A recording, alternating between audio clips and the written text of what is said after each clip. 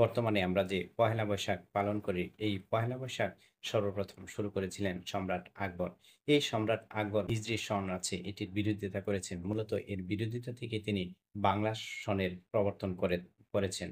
এই সম্রাট আকবর অনেকগুলো ধর্মকে তিনি আ এক ধর্মে প্রকাশের চিন্তা করেছিলেন। তিনি একটি ধর্ম এস্টাবলিশড করেছিলেন, যেটির নাম দিয়েছিলেন দ্বীন-ই-ইলাহি।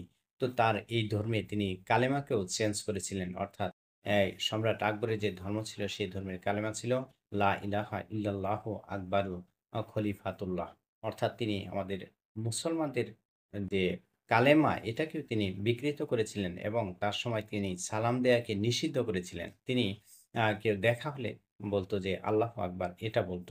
তারপর তিনি আমাদের ইসলাম ধর্মের যেসব কিছু বিষয় রয়েছে, যে বিষয়গুলো অত্যন্ত স্পর্শকাতর বা একদম মানা ম্যান্ডেটরি বাধ্যতামূলক, সেই বিষয়গুলো তিনি পরিবর্তন করেছিলেন। বিশেষ করে যে সমাজে সুদের প্রচলন করেছিলেন। অর্থাৎ সুদ যেখানে ইসলামে নিষিদ্ধ বলা হয়েছে, তিনি এটার প্রচলন করেছিলেন।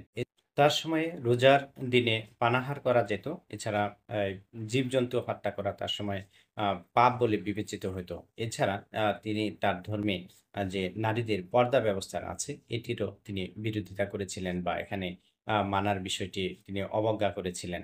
তো এই সম্রাট আকবরের যে কালচার, এটি মূলত প্রচলিত কালচারই আজকের এই পয়লা বৈশাখ। সম্রাট আকবর যেহেতু পার্সিয়ান ভাষায় কথা বলতেন, তিনি এই পার্সিয়ান ভাষায় নৌরুজ শব্দের অর্থ হচ্ছে বছরের ১ম দিন। তিনি মূলত এই পার্সিয়ান সংস্কৃতি থেকে আমাদের এই সংস্কৃতিতে এই পহেলা বৈশাখ সংস্কৃতি চালু করেছেন।